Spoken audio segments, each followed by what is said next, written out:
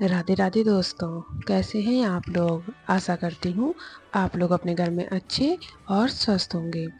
आज हम आपको जानकारी देंगे, लड्डू गोपाल को हम पहले आरती करें या उन्हें हम भोग लगाएं।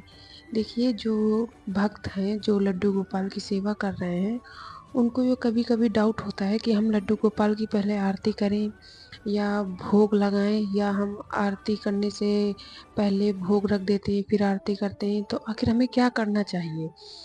तो देखिए, जब हम लड्डू गोपाल की सेवा करते हैं, उनकी आराधना करते हैं, पूजा पाठ करते हैं, तो कुछ छोटी छोटी चीज़ें ऐसी होती हैं कि जो हमें अवश्य पता रहनी चाहिए।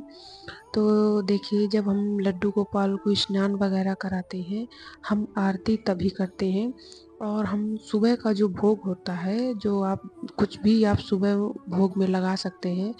आप दूध भी पिला सकते हैं, कोई मेवा मिष्ठान, इसमें सूखे मेवे कुछ भी आप सुबह उनको भोग में लगा सकते हैं। लेकिन अगर हो सके तो आप सुबह दूध का भोग उन्हें लगाइए।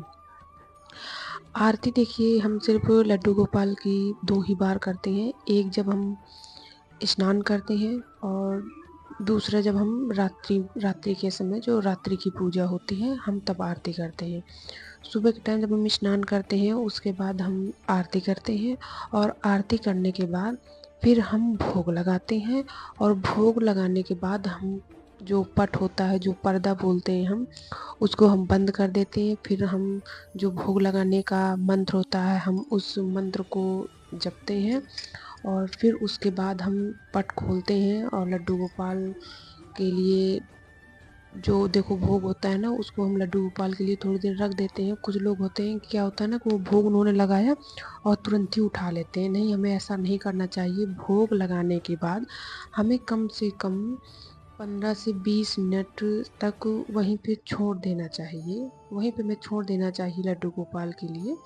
और उसके बाद आप उस प्रसाद को आप खा लें, या अपने परिवार में कोई भी हो, मतलब आप किसी को भी दे सकते हैं। लेकिन तुरंत आप भोग वहाँ से मत हटाइए। तो इस बात का आप ध्यान दें। और अगर आपको भोग लगाने का जो मंत्र होता है, अगर आपको नहीं आता है, तो आप मेरे चैनल पे आपको मिल जाएगा। आप जाइएगा, यूट्यूब पे जाइएगा, आप सर्च करिएगा भोग लगाने का मंत्र सपना पंडित ऑफिशियल, आपको मिल जाएगा। मेरे चैनल पे मैंने अपलोड कर रखा है, तो आप वहाँ से आप देख लीजिएगा। और भोग लगाते समय इस मंत्र का हमें उच्चारण अवश्य करना चाहिए। हम अगर इस मंत्र का उच्चारण करते हैं, तो लड्डू गोपाल जो हमारे हैं, वो बहुत जल्द भोग स्वीकार करते हैं। और इस मंत्र का हमें उच्चारण करना चाहिए, क्योंकि इस मंत्र के बिना हमारा भोग अधूरा माना जाता है। अब ऐसा थोड़ी ना है कि हम भोग लाए ऐसे रख दिया कि लो खा लो हो गया, नहीं, ऐसा नहीं होता है।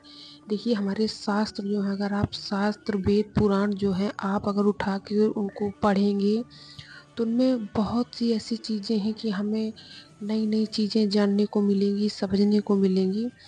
तो कुछ चीज़ें जो होती हैं शास्त्रों में लिखी हुई हैं, आप उन चीज़ों को अगर फॉलो करेंगे तो हमें रिजल्ट बहुत ही अच्छा मिलता है। तो कैसी लगी आपको जानकारी। अगर आपको जानकारी अच्छी लगी हो तो प्लीज़ कमेंट में राधे राधे अवश्य लिखें। और अगर आपको किसी और भी टॉपिक पे वीडियो चाहिए, तो आप प्लीज़ मुझे कमेंट में अवश्य बताइए।